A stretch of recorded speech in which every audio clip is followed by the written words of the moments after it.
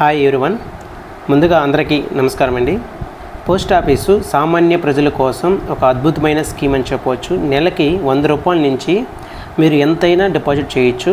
100 రూపాయలు, 500, అదేవిధంగా 1000 రూపాయలు కడితే 5 ఏళ్ళకి ఎంత వస్తుంది అనేది మనం ఈ వీడియోలో క్లియర్గా ఎక్స్ప్లెయిన్ చేస్తాను. అంటే సామాన్య ప్రజలు కొంత పొదుపులాగా దాచిపెట్టుకొని ఒక 5 సంవత్సరాల తర్వాత ఒక పెద్ద అమౌంట్గా తీసుకోవడానికి ఈ స్కీమ్ అయితే బాగా ఉపయోగపడుతుందండి. ఇంకా ఉన్న వాళ్ళ గురించి అయితే చెప్పబడలేదు, వాళ్ళు ఎంతైనా కట్టొచ్చు.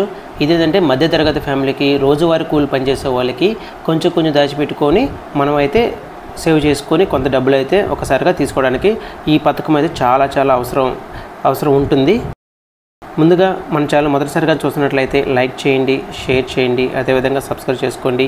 మీకు ఇలాంటి మంచి వీడియోలన్నీ మన ఛానల్లో అయితే పెట్టడం జరుగుతుంది. ముందుగా మీకు సపోజ్ మనము రోజువారీ కూలీలు చేసుకుంటూ రోజంతా కష్టపడుతూ తమ కుటుంబాన్ని పోషించుకుంటుంటారు. మామూలుగా చిన్న కుటుంబాలు, అలాంటి వారు పెట్టుబడులు పెట్టడం అంటే దాదాపు చాలా కష్టమైన పని అనమాట. సో దీంతో రోజు వచ్చే డబ్బుల నుంచి కొంత పక్కన పెడుతూ పోగు చేస్తుంటారు వాళ్ళు. అయితే ఇంట్లో డబ్బులు దాయడం వల్ల వాళ్ళకి ఏదో ఒక రకంగా ఆందోళన ఉంటుంది.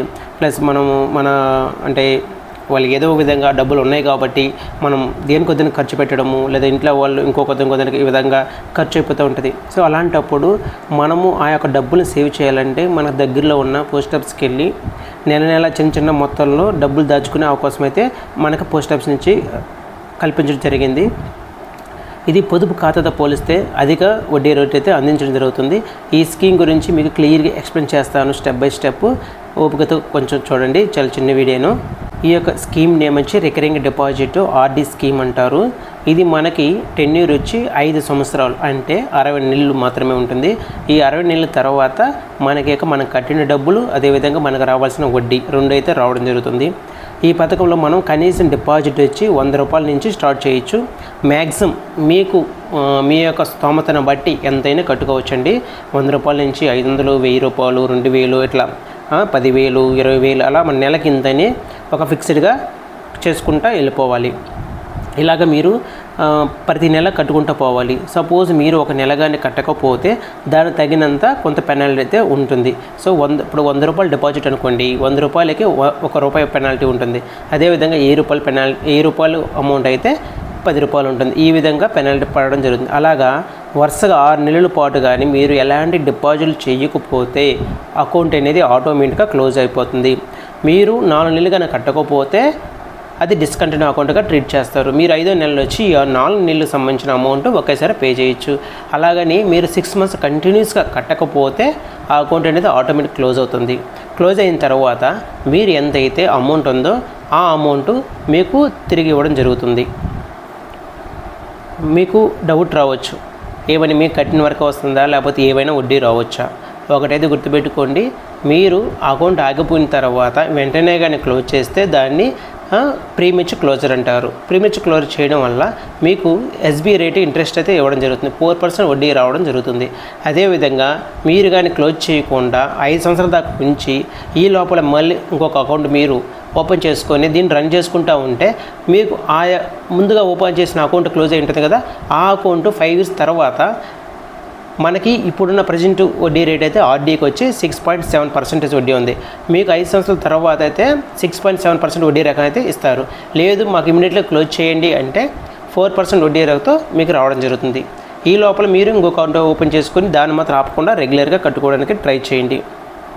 ఇందులో మీరు అకౌంట్ ఓపెన్ చేసుకోవాలనుకుంటే మీ యొక్క Aadhaar card xerox, pan card xerox, first time కానీ మీరు అకౌంట్ ఓపెన్ చేసినట్లయితే మీకు 3 ఫొటోస్.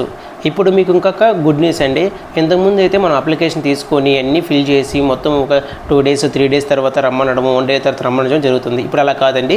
ఈకేవైసీ ద్వారా మీకైతే అకౌంట్ డిజిటల్ అకౌంట్ ఓపెన్ చేస్తారు. డైరెక్ట్గానే పాస్బుక్ ఇచ్చేస్తారు. మీ యొక్క ఏలుముద్ర పెట్టిన తర్వాత మీ డీటెయిల్స్ అన్నీ ఆధార్ ప్రకారంగా ఎంటర్ అవుతాయి.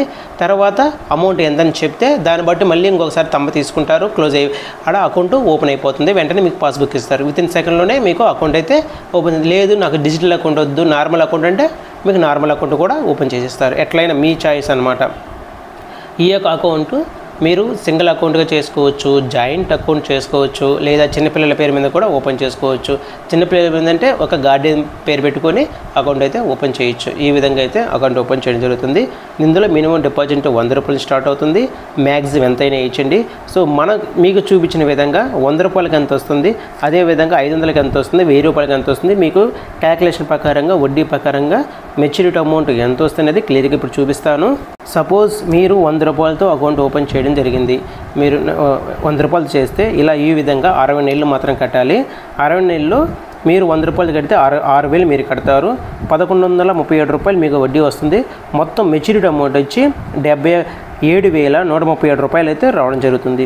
అదేవిధంగా 500కి అయితే 30,000 మనం కడతాము. 5,683 రూపాయలు వడ్డీ వస్తుంది. మొత్తం 35,683 రూపాయలు అయితే రావడం జరుగుతుంది. అదేవిధంగా 1000 రూపాయలు మనకి 71,366 రూపాయలు వస్తుంది. అదే 2000కి అయితే 1,42,732 రూపాయలు వస్తుంది.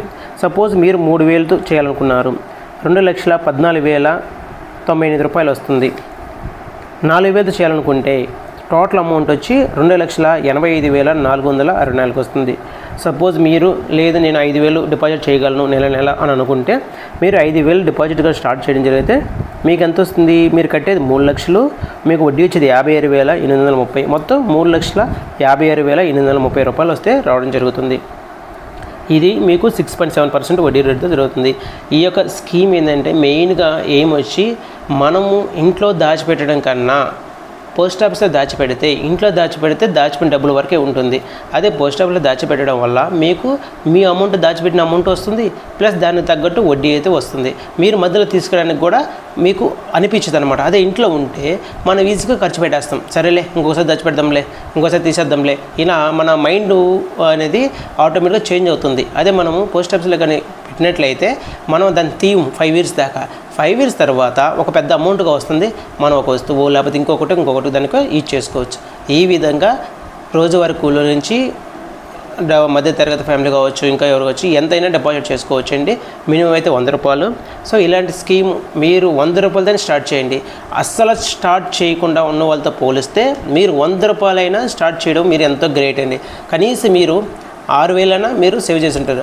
అదే 100 రూపాయలే కదని చెప్పి వాళ్ళు చులకనగా చూస్తే ఆ 6,000 కూడా ఆ టైంకి దాచిపెట్టలేరు. ఎక్కడ పోలేదండి. సపోజ్ మనం కూలి పని ఒక 1000 రూపాయలు వచ్చింది, ఒక 500 వచ్చింది అనుకోండి రోజుకి, ఒక 100 రూపాయలు పక్కన పెడితే మీకు 5 సంవత్సరాల తర్వాత ఒక అమౌంట్గా తీసుకుంటారు. లేదు మనకి స్తోమతం కొంచెం ఎక్కువ ఉంది, ఇంకొంచెం ఎక్కువ దాచిపెట్టుకోవచ్చు. ఈ విధంగా అమౌంట్ సేవ్ చేయడానికి ట్రై చేయండి. ఎంత ఉన్నా కూడా అది తరిగిపోవడమేను. కాబట్టి ఈ వీడియో మీకు ఇన్ఫర్మేటివ్ ఉందనుకుంటే లైక్ చేయండి, అదేవిధంగా సబ్స్క్రైబ్ చేసుకుని ఈ వీడియోని షేర్ చేయండి. Thank you friends, thank you for watching this video.